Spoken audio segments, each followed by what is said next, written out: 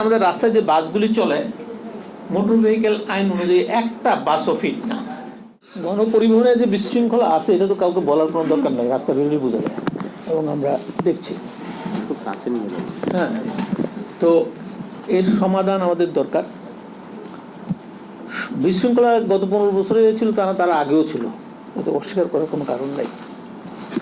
আরেকটি হচ্ছে আমাদের নতুন রাষ্ট্র, আর আমি শুধু ঢাকাকে যদি ফোকাস করি, এইটা একটা বর্ধিষ্ণু শহর। আমি 46 বছর আগে যখন আমি ব্যবসাটায় নামি তখন ঢাকায় বাস চলাচলের রাস্তা 100 কিলোমিটার মতো ছিল না। আমি বিশ্বব্যাংকের সাথে 2003-4 সালে একটা কাজ স্টাডি করেছিলাম, সেখানে দেখা যাচ্ছে যে ঢাকায় তখন 226 কিলোমিটার মতো ছিল। সেইটা আমার ধারণা এটা প্রায় 1000-এর কাছে গেছে। তবে গত পরশুদিন ডিটিসি এর একজন কর্মকর্তা তিনি বললেন যে 350 কিলোমিটার। আমি মনে করি না, এটা এই তথ্যটা বোধহয় সঠিক না। ভালো, আমি প্রথমে বলতেছিলাম যে কোথা দিয়ে শুরু করব।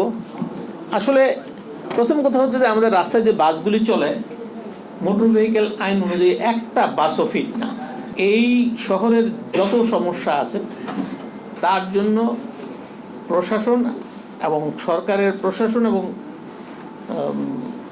আরও তার সাথে সম্পৃক্ত যারা আছে তাদের দায় হচ্ছে 80%। আমার স্টাডি, আপনাদের নাও হতে পারে, আমার। আর 20% মালিক শ্রমিকের সম্পর্ক আছে। আর আরেকটা হচ্ছে যে আমি চ্যালেঞ্জ দিয়ে বলতে পারি যে সরকারের উচ্চ মহল থেকে সিদ্ধান্ত নেয় যে এটা সলভ করব। আমি বলবো না যে কোন ফাইয়া কোন বললাম আর হয়ে গেল, কিন্তু আগামী 1-1.5 বছর মধ্যে দৃশ্যমান পরিবর্তন আনা অত্যন্ত সহজ এবং সম্ভব। আমি চ্যালেঞ্জ দিয়ে বলতে পারি। কিন্তু ভাই সাংবাদিক সাহেব যে কথা বললেন, সরকারের কার সাথে আলাপ করতেছে, কার সাথে নিয়ে পলিসি তৈরি করতেছে, আমরা এখনো খবর পাচ্ছি না এবং জানি না। আপনাদেরকে একটা কথা স্মরণ করে দিতে চাই, আমার ব্যক্তিগত দাবি করতে চাই যে 11-11 পরে আমরা কিছু বাস নামিয়েছিলাম, কিছু সংস্কার করেছিলাম। প্রত্যেকটা বাস 5 মিনিট বা 10 মিনিট পর পর ছাড়তো। এটা রেভিনিউ ভাড়াটা গাড়ির ভিতরে আদায় হতো না। নির্দিষ্ট স্টপেজ এসে গাড়িটা থামতো, একটা গেলে আরেকটা আসতো। এইভাবে প্রায় 60-70টা কোম্পানি দিয়ে আমরা চালু করেছিলাম এবং নগরীতে একটা শৃঙ্খলা ফিরে আসছিল।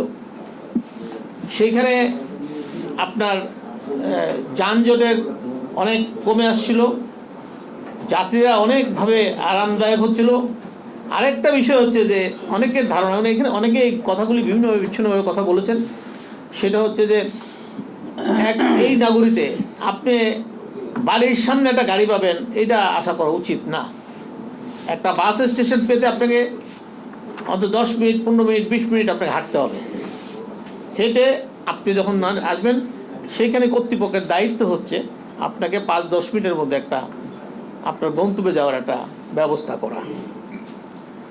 এখন আমাদের এইখানের আইন আছে কাজীর গরুর মতো, কিন্তু বাস্তবায়ন নাই।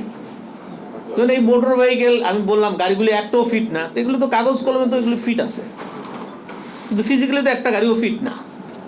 এর সাথে আমদানির বিষয় আছে, যিনি আমদানি করেন গাড়ি তার বিষয় আছে, যারা ইতে থাকেন কমিটিতে থাকেন তাদের বিষয় জড়িত আছে।